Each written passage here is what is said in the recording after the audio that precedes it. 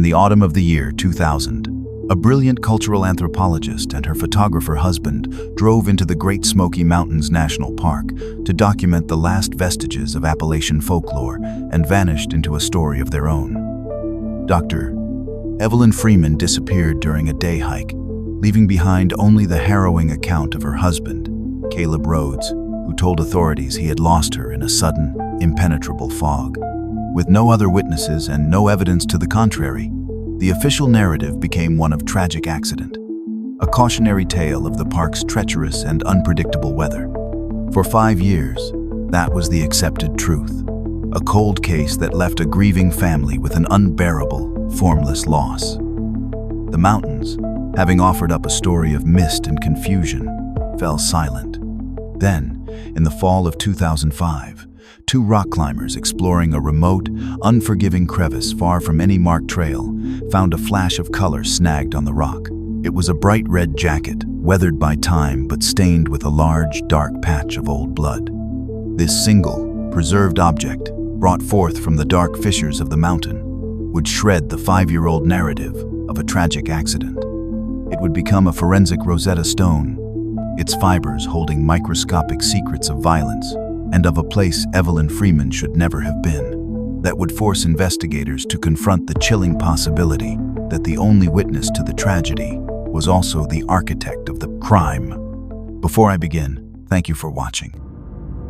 Let me know in the comments, where are you watching from and what time is it there? It really means a lot to know you're here with us. We're in this together. Now, let me tell you what really happened. The phone on Detective Dominic Freeman's desk rang with a familiar, welcome shrillness, a bright interruption in the monotonous gray landscape of paperwork that defined his afternoon. It was his sister, Evelyn. He leaned back in his worn office chair, a smile touching his lips before he even said hello. Evelyn's calls were always a dispatch from a more interesting world, a world of deep forests, forgotten stories, and the kind of intellectual passion that Dominic, a man who dealt in the grim, hard facts of urban crime, deeply admired. "Dom, you are not going to believe it," she said, her voice crackling with the triumphant energy that he knew meant she had just made a breakthrough. "I got him. I finally got him. Old man Hemlock. He actually let me sit on his porch for 2 hours." Dominic pictured her immediately, perched on the edge of some rickety chair, her digital recorder on the railing, her face alight with the thrill of discovery. Dr. Evelyn Freeman, his brilliant younger sister, was in the final, critical phase of her doctoral fieldwork in cultural anthropology. Her dissertation was on the survival of pre-industrial Celtic ballads in the most isolated pockets of the Smoky Mountains. Old Man Hemlock, as the locals called him, was a legendary figure, a reclusive patriarch who lived up a remote holler and was rumored to know songs and stories that hadn't been heard by an outsider in 100 years. He was her holy grail. "Did he sing for you, Ev?" Dominic asked, genuinely curious. "He did more than sing," she said, her voice dropping to a conspiratorial whisper. "He recited a version of The Twa Sisters that has a completely different ending, a verse that's never been documented. Not in any of the child ballads, not anywhere. It's a whole new branch of the song's history. Caleb got it all on camera. The light was perfect. Caleb Rhodes, Evelyn's husband of 3 years, was her shadow and her documentarian. A freelance photographer with a poet's eye, he had fallen as deeply in love with Evelyn's work as he had with her.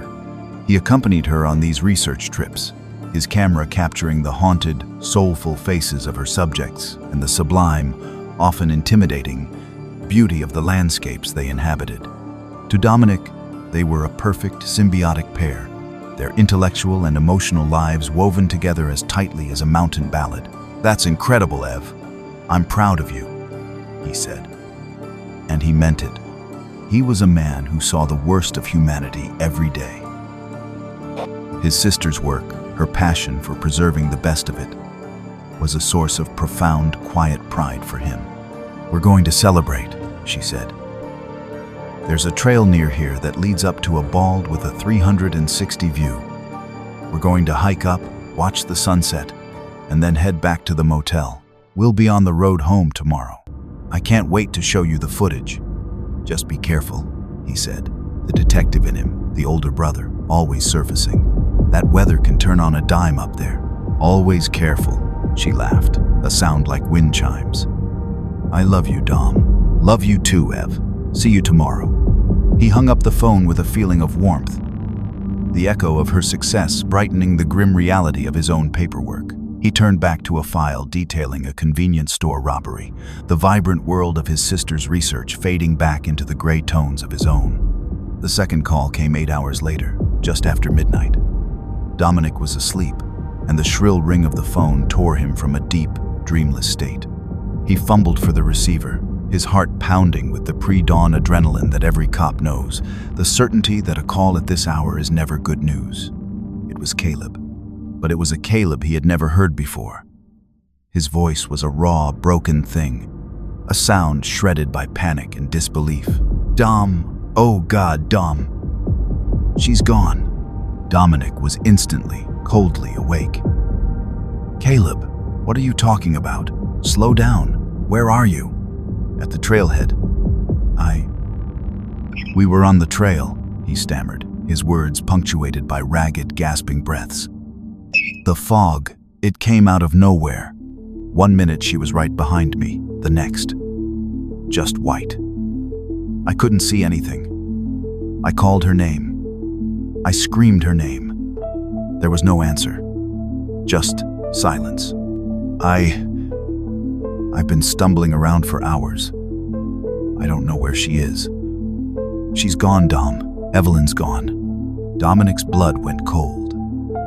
He was on his feet, his mind snapping into professional mode, a defense mechanism against the wave of pure terror that was threatening to engulf him. He began firing questions, his voice hard, clipped, the voice of a detective taking a statement. Which trail? What time? What was she wearing? Caleb answered as best he could, his story a chaotic, fractured narrative of a perfect afternoon that had turned into a nightmare of white, silent fog. Dominic wrote down the details, his hand steady even as the floor seemed to drop out from beneath him. He told Caleb to stay exactly where he was, that he was calling the park rangers immediately. He hung up the phone and stood for a moment in the darkness of his apartment, the 2 phone calls from that day replaying in his mind. The first, a vibrant, triumphant story of a historical breakthrough. The second, a terrifying, incoherent story of a woman erased by a cloud. The chasm between the two was unthinkable. In the space of 8 hours, his sister, the brightest light in his life, had walked into the mountains and vanished into a ghost story. Supervisory Ranger Elias Kincaid got the call at his home at 12:45 a.m. A missing hiker in the Greenbrier section. It was not an uncommon occurrence. The Great Smoky Mountains were a place of profound, deceptive beauty, a wilderness that could lure the unprepared and the unlucky into serious trouble with astonishing speed. But as the dispatcher relayed the details, a 28-year-old woman separated from her husband in a sudden fog, the husband now waiting, distraught, at the trailhead, Kincaid felt a familiar, cold knot tighten in his stomach. A separation in a fog was one of the most dangerous scenarios imaginable. It turned a simple hike into a blindfolded walk through a minefield of cliffs, ravines, and disorienting, featureless terrain. By 2:0 a.m. Kincaid was at the trailhead, the flashing blue and red lights of a sheriff's deputy's car cutting strobing, surreal patterns into the dense black woods. He found Caleb Rhodes sitting in the back of the patrol car, wrapped in a thick wool blanket, his face pale and streaked with tears in the harsh glare of the interior light. Kincaid, a man with 3 decades of experience in reading people in their worst moments, saw a man utterly shattered by trauma and grief. Caleb's eyes were wide with shock, his body trembling uncontrollably. Kincaid sat in the passenger seat, his voice calm and low, and asked Caleb to walk him through it again. The story that emerged, though fractured by sobs and shudders, was terrifyingly coherent. They had been on the descent from the bald, laughing and talking about Evelyn's interview. The weather was clear, the air cool. Then, as they entered a saddle between two ridges, the fog had rolled in. It wasn't like normal fog, Caleb explained, his voice a hoarse whisper. It was like a wall. 1 second I could see the trail, the next, nothing. It was so thick I couldn't see my own feet. I turned around. She was just a few yards behind me, but she was gone. I called her name. I just kept screaming it. But the fog, it just eats the sound. It was like shouting into a pillow. He described stumbling through the woods for what felt like an eternity, his own sense of direction completely gone. Tripping over roots, crashing through thickets, his calls growing hoarser, more desperate. Finally, after hours of blind wandering, he had stumbled upon the creek at the bottom of the hollow and followed it downstream until he hit the familiar trail that led him back to the parking lot. His story was filled with self-recrimination and guilt. I should have made her stay in front of me. He wept. I should have held her hand. I lost her. It's my fault. Kincaid listened, his expression impassive, but his mind cataloging the details. Caleb's account was a textbook description of a classic Smoky Mountain weather event. The park was notorious for these sudden, localized sea fogs, dense clouds that could form in minutes as warm, moist air was pushed up a mountainside, condensing with terrifying speed. His story was not just plausible, it was probable. By dawn, a full-scale search and rescue operation was underway. Kincaid established an incident command post near the trailhead, a small city of vehicles, tents, and anxious energy materializing in the morning mist.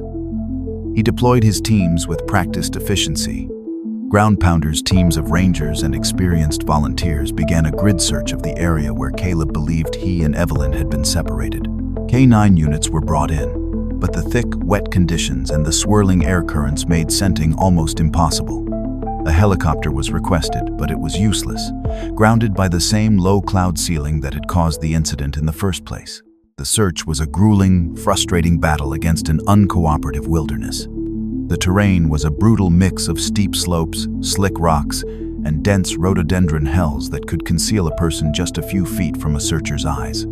The fog lingered in the high hollows, a persistent, ghostly presence that hampered visibility and morale. For 2 days, the teams pushed through the unforgiving landscape, their calls of Evelyn swallowed by the same profound, sound-dampening silence that Caleb had described. They found nothing. No footprints, no broken branches, no response. It was as if she had been erased from the landscape. Evelyn Freeman arrived on the second day, his face a grim, stony mask. He stood beside Kincaid at the command post, studying the topographical maps, his detective's mind trying to impose a logical grid on the organic chaos of the mountains. He listened to Caleb retell his story, his brother-in-law's grief so palpable, so overwhelming, that Dominic felt a pang of guilt for the cold, analytical questions that were already forming in his own mind. But he was a cop. He couldn't turn it off. He saw the world in terms of evidence, and in this case, the only evidence they had was the story of one traumatized, grief-stricken man. By the end of the 4th day, the search for Dr. Evelyn Freeman had reached a critical, grim turning point. The operation had swelled to include over 100 searchers from 3 different states, a K9 unit, and an aerial team that was finally able to fly as the weather cleared. They had meticulously combed every square foot of the primary search area and had expanded into secondary and tertiary grids, pushing deeper into the wild, unforgiving backcountry. And they had found absolutely nothing. Not a single thread from her clothing. Not a single scuff mark from her boots. Not one of the granola bar wrappers she always kept in her pockets. The wilderness had yielded no clues, no answers, only a vast and profound silence. The lack of any physical evidence was, to Ranger Elias Kincaid, the most powerful evidence of all. It pointed away from scenarios like an animal attack or a medical emergency, which would have likely left a scene. It pointed directly back to the one central element of the case, the fog.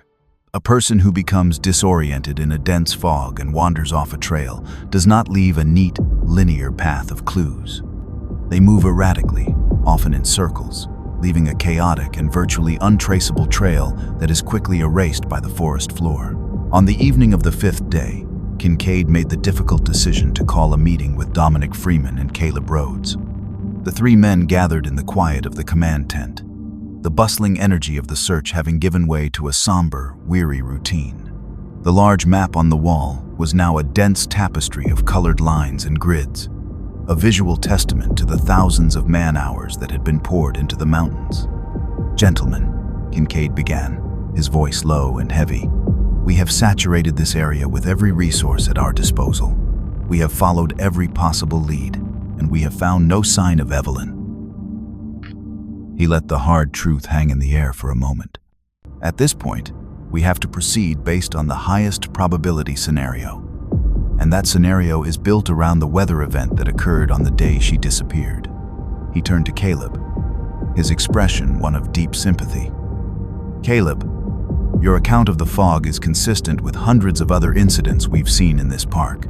It's a sudden, total, and terrifying loss of all sensory input. An experienced hiker can become hopelessly lost in a matter of minutes." He then turned to Dominic, speaking to him now not just as a grieving brother, but as a fellow law enforcement professional. "Detective, in the absence of any evidence to the contrary, no signs of a struggle, no ransom note, no suspicious activity reported in the area. The most logical and statistically probable explanation is that Dr. Freeman became separated from her husband in the fog, wandered from the trail, and unfortunately succumbed to the elements." Dominic listened, his face impassive, his mind dissecting Kincaid's words. Absence of evidence, highest probability, logical explanation. They were the words of a man building a case based on a void. It was a sound, professional conclusion. But it was a conclusion built entirely on the foundation of Caleb's testimony. "Succumb to the elements?" Dominic asked, his voice flat. "What does that mean, exactly?" Kincaid's gaze did not waver. "It could be a number of things. A fall from a ridge or into a ravine hidden by the fog. Hypothermia. Even in the fall, the temperature can drop quickly at that elevation, especially if her clothes were damp. The body's core temperature can fall to a fatal level in a matter of hours." Caleb, who had been sitting in a state of numb silence, let out a choked sob. So she was out there, alone, in the cold. The thought was too much to bear, and he buried his face in his hands, his body shaking with renewed grief. Kincaid placed a hand on his shoulder. "I am so sorry, son. We did everything we could." The lost in the fog theory was now the official narrative. It was a tragic but complete story. It had a clear cause, the weather, a plausible sequence of events, separation and disorientation, and a logical, if heartbreaking, outcome. The next day, the large-scale search was officially suspended. A smaller, limited continuous search would remain in place, with rangers continuing to patrol the area, but the massive effort was over. The command post was dismantled, the volunteers went home, and the news crews packed up, their story now having a sad but definitive ending. For Ranger Kincaid, it was a tragedy he would carry, another ghost in the long memory of the mountains. For Caleb Rhodes, it was the beginning of a life sentence of grief and guilt. But for Detective Evelyn Freeman, it was something else entirely. It was an unsolved case. As he drove away from the park, the official story echoed in his mind, a neat, tidy explanation that felt profoundly, disturbingly wrong. It was a story without a body, without a crime scene, without a single piece of corroborating physical evidence. It was a perfect, seamless narrative. And in Dominic's world, perfect stories were almost always lies. 5 years. In the world outside, it was a period of change and forward momentum. Evelyn Freeman had been promoted to lead detective in the homicide division of the Charlotte-Mecklenburg Police Department. He was good at his job, respected for his methodical, almost obsessive attention to detail. He moved through a world of hard evidence, of fingerprints and ballistics reports, of truths that could be proven in a courtroom. His professional life was a fortress of logic and order, but his private life was a cold case. The official file on his sister's disappearance lay in a locked drawer of his desk at home, a thick, silent rebuke to the certainty he craved in his work. The lost in the fog theory had never settled with him. It was a loose thread he couldn't stop pulling. A logical fallacy that his detective's mind refused to accept. His grief for Evelyn was a deep, quiet ache. But it was intertwined with a cold, professional frustration that felt like a betrayal of her memory. He hadn't just lost his sister. He felt like he had failed her case. His ritual was a quiet one, performed late at night in the solitude of his study. He would pour a glass of bourbon, spread the contents of the case file across his desk, and begin again. He would read Caleb's original statement, then read the transcript of Kincaid's interview, then his own notes from his conversations with his brother-in-law. He would trace the search grids on the topographical map, his finger following the paths of men who had searched for a ghost. He was looking for the one detail he had missed, the one inconsistency that could unravel the whole tidy story. His doubts were not emotional. They were clinical. They centered on Caleb. Dominic had seen hundreds of victims of trauma in his career. He knew the landscape of grief and shock. And while Caleb's initial devastation had seemed genuine, his story, upon reflection, was too perfect. It was a seamless, cinematic narrative, devoid of the messy, contradictory details that usually accompany a real traumatic memory. Caleb's timeline was linear. His descriptions were vivid but consistent. He never wavered, never second-guessed a detail, even under repeated questioning. To the park rangers, this had made him a credible, reliable witness. To Dominic, it made him a rehearsed one. Then there was the physical evidence, or the complete lack of it. Dominic had run the probabilities.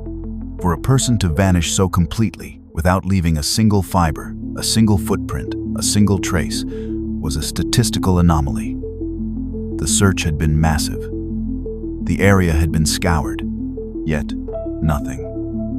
It was as if Evelyn had simply sublimated into the fog itself. A detective does not believe in sublimation. He believes in concealment.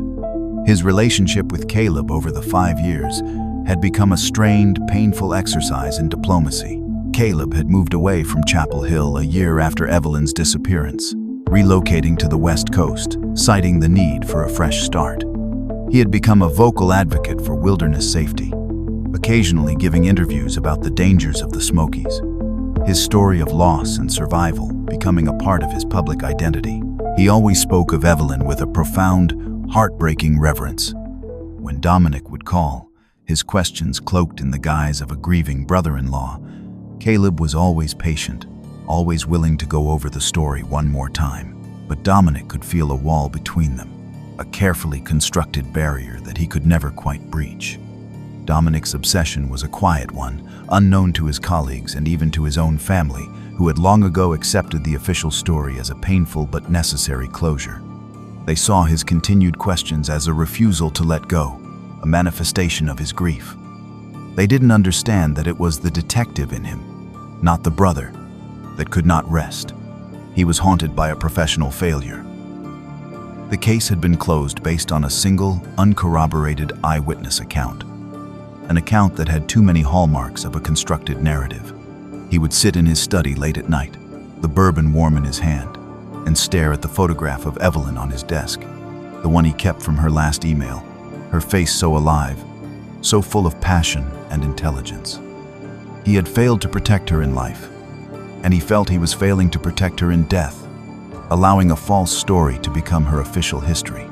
He was a homicide detective who suspected there had been a homicide, but he had no body, no weapon, and no crime scene. He had only a well-told story and a deep, abiding, and professionally inadmissible doubt. He was a man waiting for a break, for a single piece of tangible evidence to emerge from the fog of the past. The air in the high-altitude wilderness of the Smokies in late October had a sharp, clean edge to it, the kind of air that feels like a tonic in the lungs. This was the world that Liam Connolly and his girlfriend, Sarah Jenkins, lived for. They were not hikers in the traditional sense. They were climbers, drawn to the park's remote, vertical landscapes, the sheer granite faces and deep, shadowed chimneys that were far from any marked trail. They were young, skilled, and possessed the quiet confidence of people who are comfortable with the calculated risks of their passion. On this particular Saturday in the autumn of 2005, they were exploring a fissure system on the North Carolina side of the park, a complex, unmapped maze of deep, narrow crevices that they had identified from a satellite map. Their goal was not to summit anything, but to practice their rappelling and ropework skills in a challenging new environment. They found a solid anchor point, a thick, sturdy pine tree growing near the edge of a deep, dark fissure, and Liam began to set up the ropes.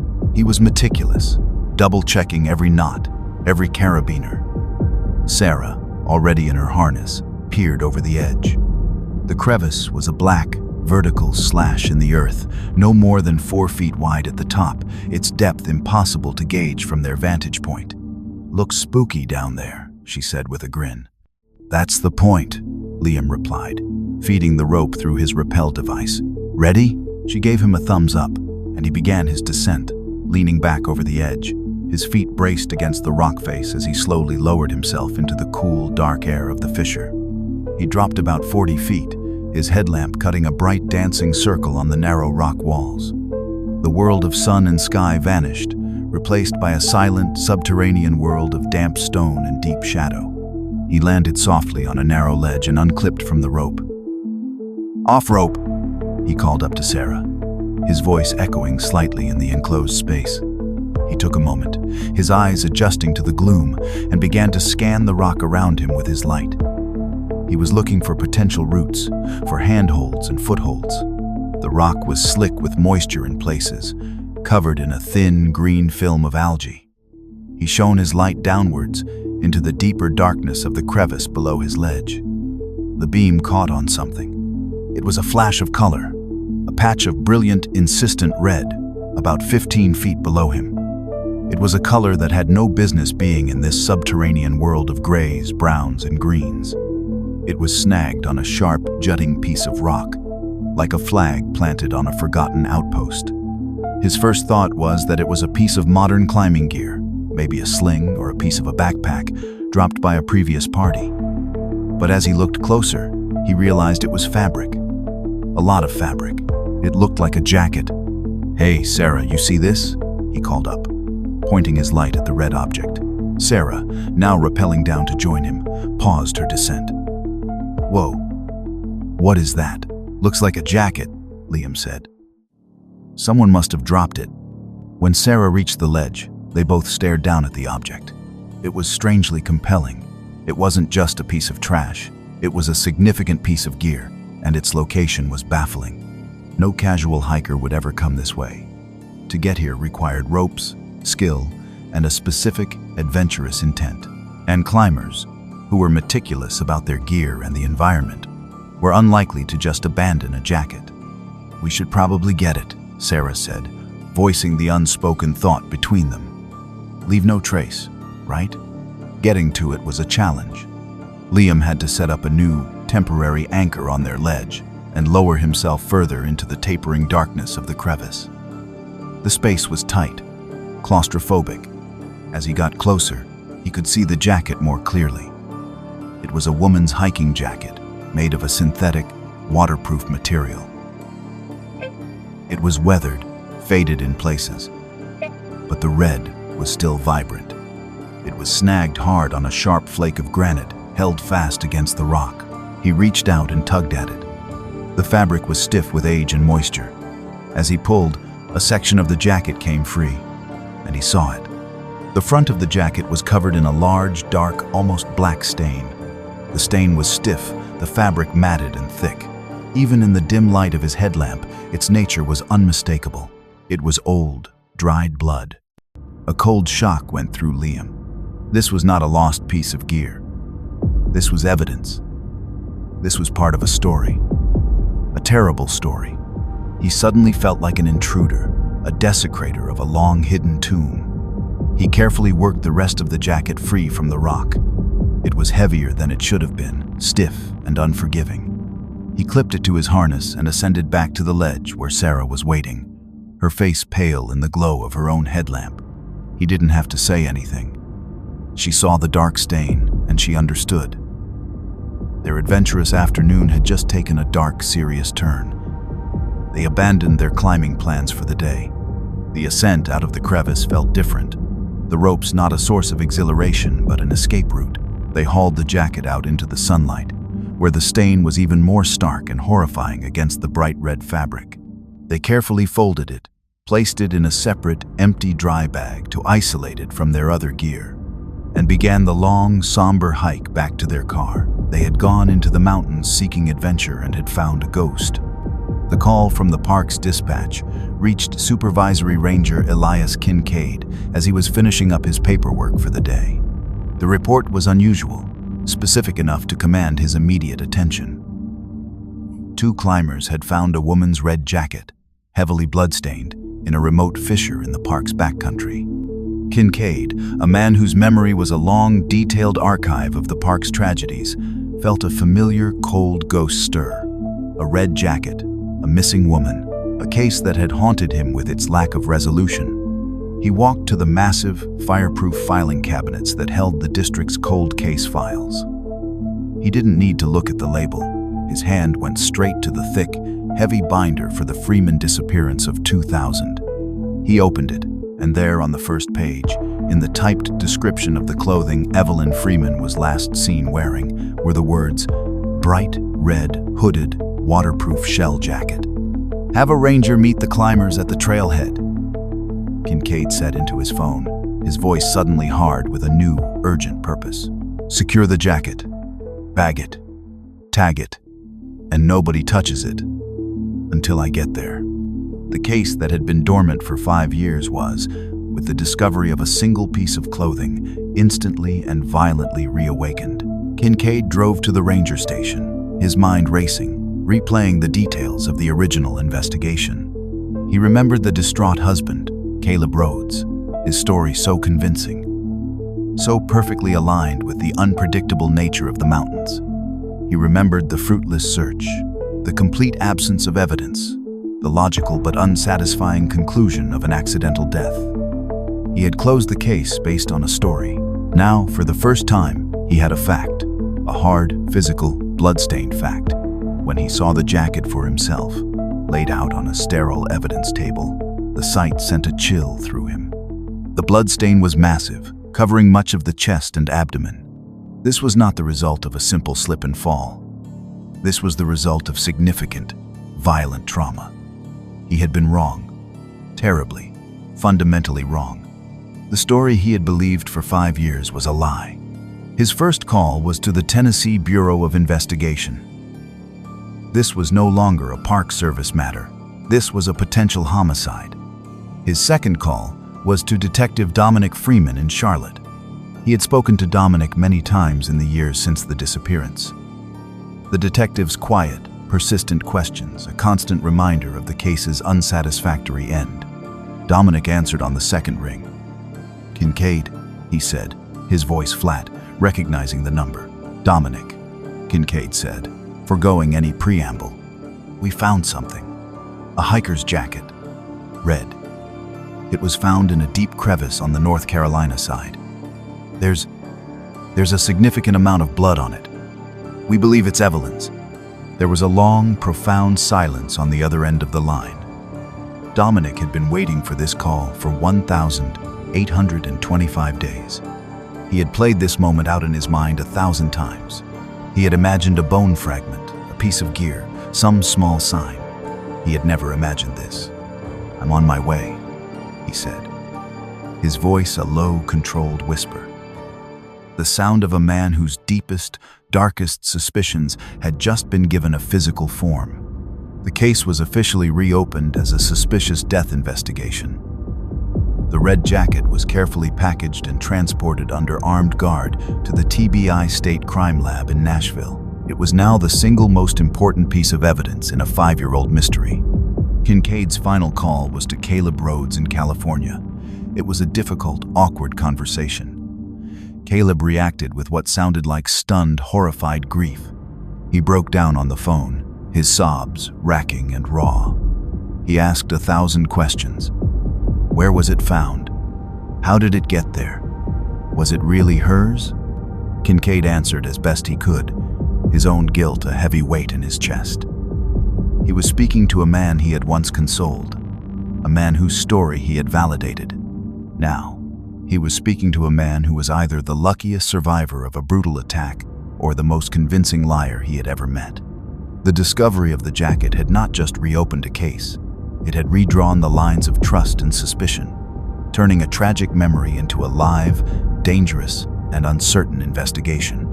The TBI crime lab in Nashville was a world of cold, controlled science, a place where the chaotic passions of human violence were broken down into their constituent, analyzable parts. The red jacket, now the centerpiece of a 5-year-old homicide investigation, was delivered to the Serology and Bloodstain Pattern Analysis Unit. The task of making the jacket tell its story fell to Dr. Anya Sharma, a forensic scientist with a national reputation for her work in blood spatter analysis. To Dr. Sharma, a bloodstain was not just a stain. It was a paragraph, a story written in droplets and patterns that told of velocity, direction, and the nature of the force that created it. Her first step was to confirm the origin of the blood. A small sample of the dark, flaking stain was subjected to DNA analysis. The lab worked quickly, cross-referencing the sample with the DNA profile that had been established from a hairbrush collected from Evelyn Freeman's home 5 years earlier. The result came back in less than 24 hours. It was a perfect match. The blood on the jacket belonged to Evelyn. With the victim identified, Dr. Sharma moved on to the more critical question: what did the pattern of the blood tell them? She and her team spent days meticulously documenting the jacket under high-intensity, multi-spectrum lighting. They photographed every angle, every stain, every fiber. They used chemical agents that could reveal latent, invisible traces of blood that had been washed away by time and weather. The story that began to emerge was grim and unequivocal. The large, dark stain on the front of the jacket was not a simple transfer stain, the kind that would result from coming into contact with a wound. It was a complex pattern of high-velocity impact spatter. Dr. Sharma identified dozens of tiny aerosolized droplets, some no bigger than a grain of sand, that had radiated outwards from a central point. This was the signature of a significant, powerful blow, an event that had caused blood to atomize and spray through the air. This is not consistent with a fall, Dr. Sharma explained to Detective Dominic Freeman and Ranger Kincaid, who had flown to Nashville to be briefed on the findings. She projected a highly magnified image of the spatter pattern onto a large screen in the lab's conference room. A fall would produce smears, transfer patterns, maybe some low-velocity drips. This, she said, pointing her laser at the fine, mist-like spray of droplets, is the result of a tremendous amount of force being applied to a blood source. Specifically, it indicates blunt force trauma. She then pointed to a series of larger, arcing stains that swept across the shoulder and collar of the jacket. And this is what we call a cast-off pattern, she continued. This is created when a bloody object is swung through the air. As the object swings, centrifugal force throws off droplets of blood in a linear or curved pattern. We have at least 2 distinct cast-off trails here, indicating the weapon was swung a minimum of 2 times after it first made contact with the victim. The forensic report was a bombshell. It was the first major pivot in the investigation, the first piece of hard, physical evidence that completely obliterated the lost-in-the-fog theory. Evelyn Freeman had not accidentally fallen. She had been viciously attacked. She had been beaten with a weapon. The case was now, without any doubt, a homicide. For Ranger Kincaid, the news was a professional body blow. He had been expertly manipulated. Caleb Rhodes's story, which had seemed so plausible, was a fiction. The fog had not been the cause of the tragedy. It had been the cover for a murder. For Dominic Freeman, the report was a strange and terrible form of vindication. The doubt he had harbored for 5 years, the professional skepticism that had isolated him in his grief, was now a proven fact. His sister had been murdered. The formless, abstract nature of his loss now had a sharp, violent focus. The grief was deeper, but the anger was cleaner. The jacket had done more than just identify a victim. It had identified a crime. The central question of the investigation was no longer what had happened to Evelyn Freeman. The question was who had done it. The search for a missing person was over. The hunt for a killer had begun. The confirmation of homicide sent a jolt of new, grim energy through the investigation. The 5-year-old case file was no longer a cold, static record of a tragedy. It was the active foundation for a murder inquiry.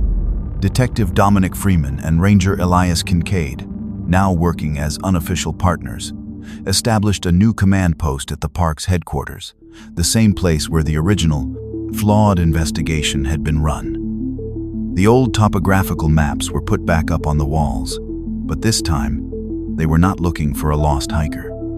They were hunting a predator. With the official accident theory shattered, Caleb Rhodes's testimony had to be completely recontextualized. He was no longer just a grieving husband. He was the sole survivor of, and only witness to, a violent, fatal assault. The investigation, by necessity, pivoted to the most logical and immediate conclusion. Evelyn and Caleb had been attacked by an unknown third party. We have to assume Caleb's story about the fog and the separation is true, at least in its basic structure, Kincaid reasoned, pacing in front of the map. But we now have to insert a new element into that narrative. An attacker. Someone was in those woods with them. The first and most pressing question was motive. Robbery seemed unlikely. Evelyn was not carrying anything of significant monetary value. A crime of opportunity, a random violent encounter with another person in the remote backcountry, was a possibility, but statistically rare.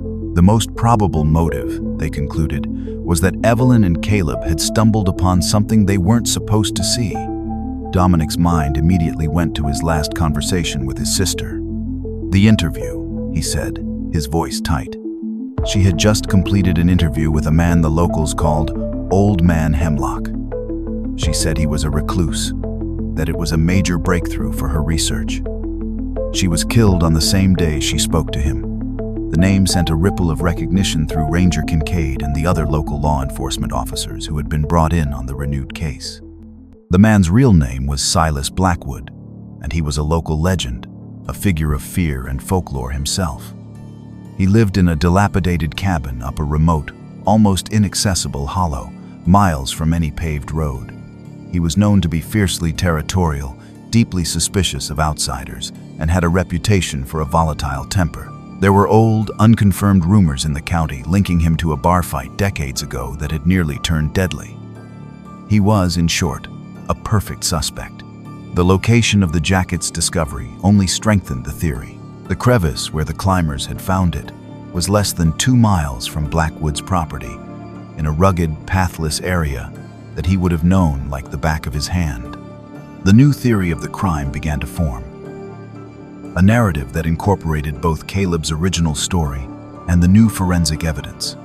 Okay, let's walk it through, Dominic said, taking on the role of a lead detective, mapping out a case. Evelyn and Caleb conduct the interview with Blackwood.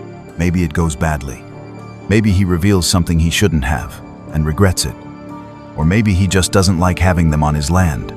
He follows them. He waits until they are in a remote section of the trail. He waits for the fog to roll in to provide cover, and then he attacks. He goes after Evelyn first, striking her with some kind of blunt object, a rock, a heavy tree branch.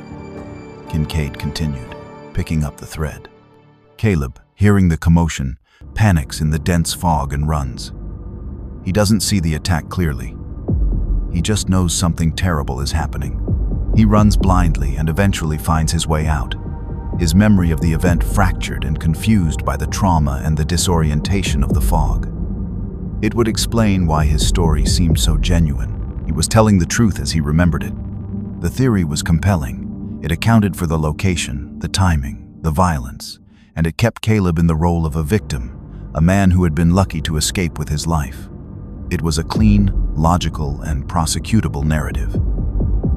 The investigation now had a singular, intense focus. Silas Blackwood. The investigation into Silas Blackwood was like stepping into a different century. His property, a collection of ramshackle, unpainted buildings at the end of a deeply rutted dirt track, had no electricity and no running water. He lived a life almost completely disconnected from the modern world, a ghost in his own hollow. When Detective Evelyn Freeman and Ranger Kincaid, accompanied by 2 local sheriff's deputies, made the arduous trip to his cabin, they were met with a wall of silent hostility. Blackwood himself was a startling figure. He was in his late 70s, with a long, tangled white beard and eyes that burned with a pale, cold fire. He stood on his porch, holding a rusty shotgun, its barrel pointed not at them, but at the ground, a clear and unambiguous statement of his territorial rights. "We'd like to ask you a few questions about the disappearance of a woman named Evelyn Freeman 5 years ago," Kincaid said, his voice calm and non-threatening, years of experience in de-escalating tense rural encounters evident in his tone. "Don't know nothing about it," Blackwood rasped, his voice a dry, gravelly sound. "I keep to myself. You ain't welcome here. Leave." He refused to say another word. He simply stood on his porch, the shotgun held loosely in his hands, and stared at them with an unnerving, unwavering intensity. With no warrant, they could do nothing more. The visit, however, was not a total loss. It confirmed Blackwood's hostility towards outsiders and his reclusive nature. And a quick, covert search of the area around his property revealed something interesting. A series of well-hidden, handmade snares and traps, suggesting a man highly skilled in woodcraft and capable of a certain brutal efficiency. Back at the command post, the case against Blackwood began to build, a fortress of circumstantial evidence. His lack of a verifiable alibi for the day of Evelyn's disappearance was a major factor. As a recluse, he had no one to confirm his whereabouts.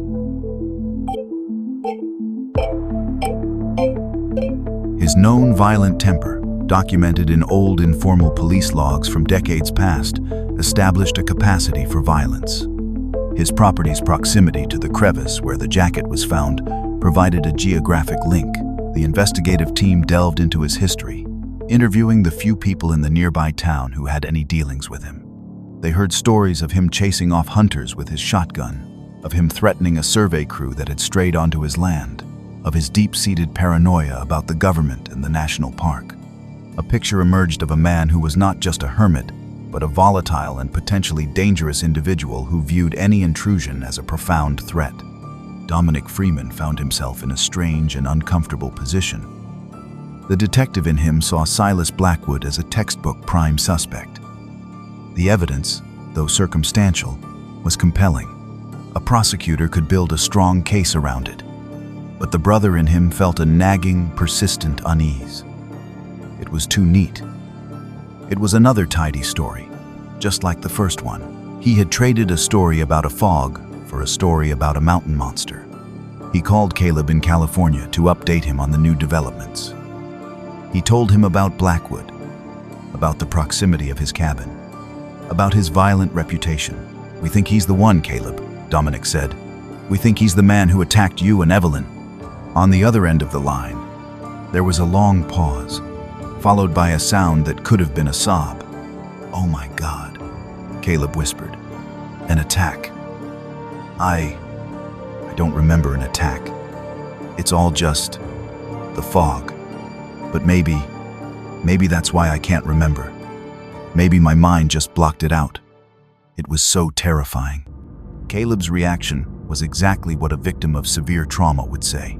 His willingness to accept this new narrative, to fit it into the gaps of his own broken memory, seemed to be the final, confirming piece of the puzzle. The theory was now complete, supported by forensics, geography, and the testimony of the only surviving witness. The path forward seemed clear. The investigation had its killer. The conference room at the park headquarters was quiet, the mood a somber mixture of resolution and gravity. The large map on the wall now had a new focal point. A red circle drawn around Silas Blackwood's remote property, with a dotted line connecting it to the crevice where the jacket had been found. The theory that had been built over the past few weeks was now the official, accepted narrative of the investigation. Ranger Elias Kincaid stood before the small assembled group. Detective Evelyn Freeman, the lead TBI agent who had been assigned to the case, and Caleb Rhodes, who had flown in from California at their request. Caleb looked thin and fragile, his face etched with a deep, weary sorrow. He had been cast once again into the center of the nightmare he had been trying to escape for 5 years. "Caleb?" Kincaid began, his voice filled with a gentle authority. "We've asked you here because the investigation has taken a significant turn. We no longer believe Evelyn's death was an accident. We believe you were both the victims of a violent assault." The TBI agent, a sharp, professional man named Harris, took over, laying out the case with a clinical precision. He walked Caleb through the forensic findings from the jacket, the blunt force trauma, the cast-off patterns.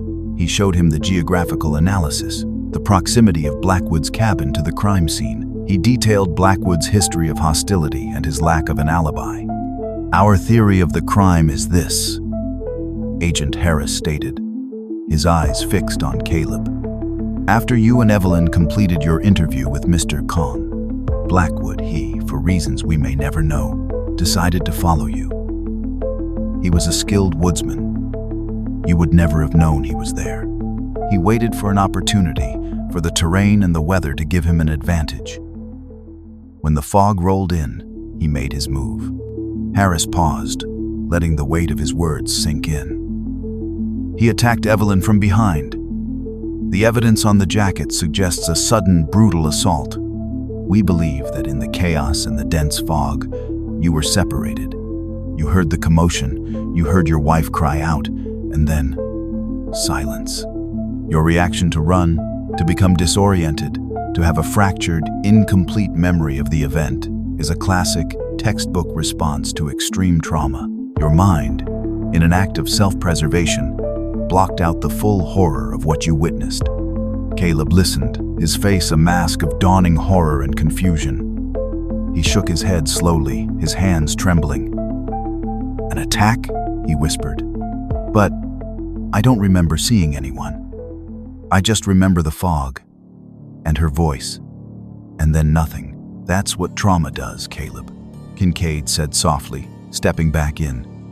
"It protects us from memories that are too terrible to bear. It's possible that you saw Blackwood, that you even saw the attack, but your brain has locked that memory away. Does any of this feel possible? Does it help make sense of the gaps in your own memory?" Caleb looked from Kincaid to Harris, and then to Dominic, his eyes pleading for some kind of anchor in a sea of confusion. He seemed to shrink into himself, a man overwhelmed by a new, more terrible version of his own past. I don't know," he stammered. "It was so chaotic. Maybe, oh God, maybe that's it. Maybe that's why I've never been able to make sense of it." He buried his face in his hands, his shoulders shaking with what appeared to be the profound, soul-shattering grief of a man who was not only mourning his wife, but was now being forced to confront the memory of her murder. To the investigators in the room, Caleb's reaction was the final, tragic confirmation of their theory. He was not a suspect. He was the key witness, a man whose own trauma had inadvertently helped to conceal the crime for 5 years. The narrative was now complete and compelling. They had a victim, a killer, a location, and a surviving witness whose fractured memory was now explained by the assault itself. The district attorney's office was notified. They were confident they had enough circumstantial evidence to secure an indictment against Silas Blackwood for the murder of Dr. Evelyn Freeman. The case, it seemed, was finally solved. While the district attorney's office began the slow, methodical process of building a grand jury case against Silas Blackwood, the Red Jacket underwent one final routine analysis at the TBI lab. It was part of a standard protocol for cold cases, a last, exhaustive sweep for any trace evidence that might have been missed in the initial examination. The task fell to a young, exceptionally meticulous forensic botanist named Dr. Aris Thorne. Thorne was a man who believed that every crime scene, every victim, and every piece of evidence carried a silent, invisible witness list of plant life. He began by carefully vacuuming the entire jacket, inside and out, with a specialized filter designed to capture microscopic particles. His primary interest was in the fleece lining of the jacket, a material known for its ability to trap and hold pollen, spores, and other tiny bits of organic matter, like a fibrous net. He took the contents of the filter and began the painstaking process of examining them under a high-powered scanning electron microscope. For 2 days, the work was tedious and yielded nothing unexpected. He identified dozens of common pollen types, all consistent with the native flora of the Great Smoky Mountains: pine, oak, hickory, and various species of aster and goldenrod. The botanical profile of the jacket was a perfect match for the environment where it was found. It was a dead end, a simple confirmation of what they already knew. But Dr. Thorne was, by nature, a man who was not satisfied with the expected. On the 3rd day, he decided to focus on one specific area of the jacket: the deep protected seam where the fleece lining was stitched to the nylon shell near the collar.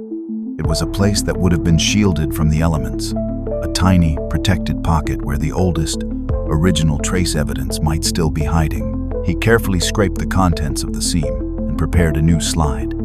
As he adjusted the focus on the microscope, he saw it. Amidst the familiar, spiky spheres of pine pollen and the smooth, ovoid shapes of oak was something else entirely. It was a single, magnificent pollen grain, utterly alien to the Appalachian landscape. It was large, with a distinctive winged shape and a complex, almost sculptural surface texture. It was, to a botanist's eye, as out of place as a palm tree in Antarctica. Dr. Thorne felt a surge of professional adrenaline. He carefully isolated the grain and began running it through international botanical databases. The search took hours. The grain's unique morphology didn't match any North American species. Finally, he got a hit. The result that came back on his screen made him lean back in his chair in disbelief. The pollen belonged to a Cedrus atlantica glaucopendula, a weeping blue atlas cedar. The discovery was more than an anomaly. It was an impossibility. The weeping blue atlas cedar is a rare, non-native ornamental tree, a prized specimen in high-end landscaping and botanical gardens. It is native to the Atlas Mountains of Morocco and Algeria. It does not grow in the wild in the Great Smoky Mountains.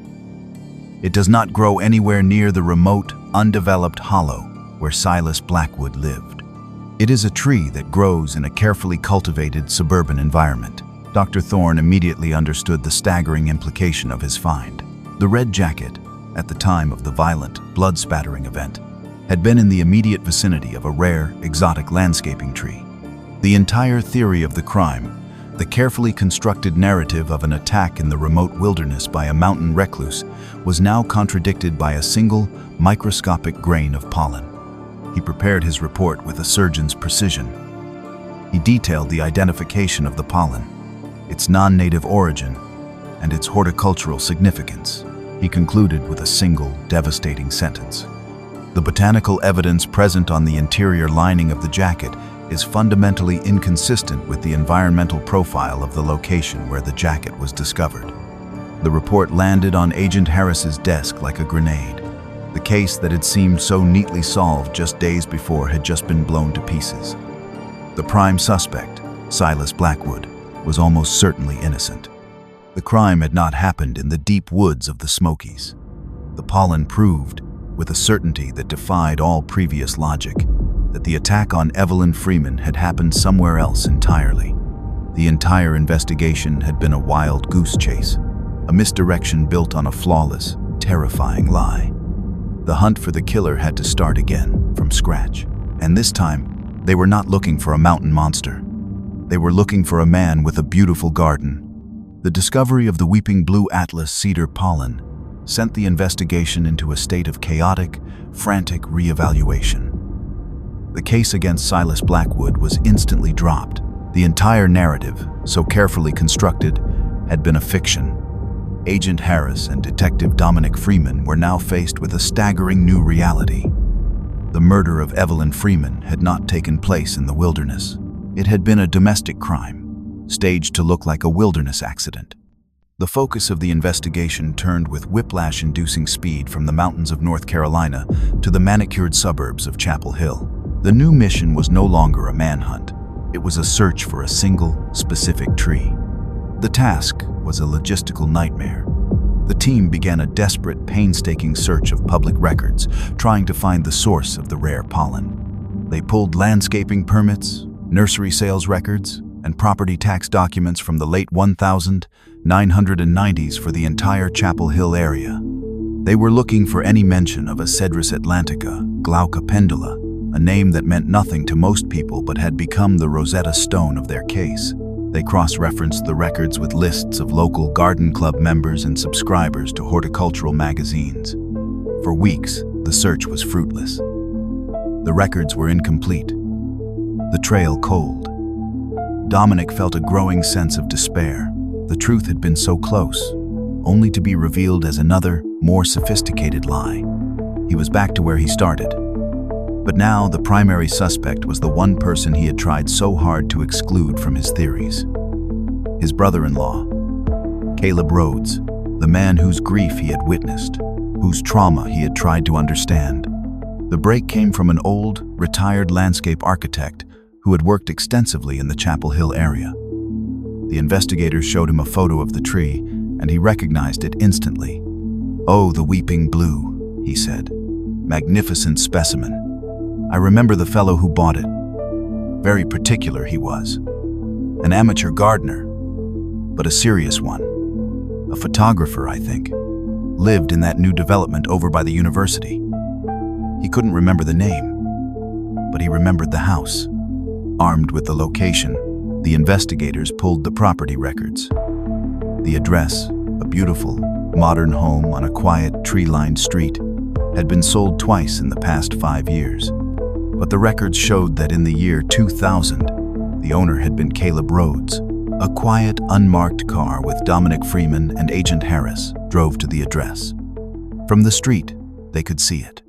In the center of the meticulously landscaped backyard, a living sculpture of twisting, silvery blue branches, was a mature, weeping blue Atlas cedar. It was the source. It was the silent witness. The pollen proved, with absolute certainty, that Evelyn's blood-stained jacket had been in this yard. The logical conclusion was as inescapable as it was monstrous. The attack had happened here, at her own home. Caleb's entire story, the hike, the fog, the separation, was an elaborate, brilliantly executed fabrication designed to create a false crime scene hundreds of miles away. The new theory of the crime was simple, brutal, and domestic. Caleb and Evelyn had argued. The argument had turned violent. He had killed her in their home. He had then put her body in their car, along with her jacket and hiking gear, and driven to the Great Smoky Mountains. Under the cover of darkness, he had hiked into the woods alone, disposed of her body in a place he was certain would never be found, and then, in a final act of cold, calculated deception, he had stashed her blood-stained jacket deep in the crevice. He had then driven back to the trailhead and made the frantic, panicked call to the police, performing the role of the grief-stricken husband. He had used the mountain's reputation for unpredictable weather as the perfect alibi, the fog as the perfect accomplice. The investigation into Caleb's life revealed the hidden motive. He had been having an affair. He was deeply in debt, a fact he had hidden from his successful wife. He had wanted to leave the marriage, but a divorce would have been financially and reputationally ruinous. Her death, framed as a tragic accident, solved all of his problems. He was free, and he was the sole beneficiary of her life insurance policy. The final confrontation was not an interrogation. It was an execution of the truth. Dominic Freeman and Agent Harris flew to California and, with the cooperation of the local police, approached Caleb Rhodes at the trendy photography studio he now owned. Caleb greeted them with a look of concerned surprise, immediately asking if there had been a break in the case against the mountain man. Dominic didn't answer. He simply placed a single small evidence bag on the polished concrete floor of the studio. Inside was a small sprig from a weeping blue Atlas cedar. "We found your tree, Caleb," Dominic said, his voice flat and devoid of all emotion. "We found the pollen." In her jacket, Caleb Rhodes stared at the small, silvery blue branch. The color drained from his face. The charming, grieving, artistic persona he had so carefully constructed for 5 years dissolved in an instant, revealing the cold, panicked killer beneath. He didn't speak. He didn't have to. The microscopic evidence had already told the entire story. His body seemed to collapse in on itself. A man whose elaborate 5-year lie had just been undone by a single grain of pollen. Faced with the irrefutable scientific proof that placed the murder at his own home, Caleb confessed. He recounted the argument, the flash of rage, the single, violent blow with a heavy piece of photography equipment. He told them how he had wrapped his wife's body, how he had driven to the mountains, his mind working with a cold, terrifying clarity. He described hiking into the woods in the dark, finding the crevice, and hiding the jacket. He had chosen the story of the fog because it was the one thing no one could disprove. A perfect, intangible culprit. He had used his genuine grief for the woman he had once loved as the fuel for his performance, a performance that had fooled everyone. He led them to where he had buried Evelyn's body, a remote, unmarked spot deep in a national forest in another state, a place he had chosen for its anonymity. The recovery of her remains brought a final grim closure to the case. The story ends with Evelyn Freeman standing in the backyard of his sister's old house in Chapel Hill, looking at the beautiful silent tree. It was a living monument to a hidden evil, its graceful weeping branches a testament to the terrible twisted secret it had kept. The grief he felt was immense, a vast, hollow space where his sister used to be, but it was now joined by a new, colder emotion. The profound, soul-wearying understanding of the darkness that can hide behind a familiar face, a loving smile, and a perfectly told story. The fog had finally lifted, revealing a truth far more terrifying than any mountain storm.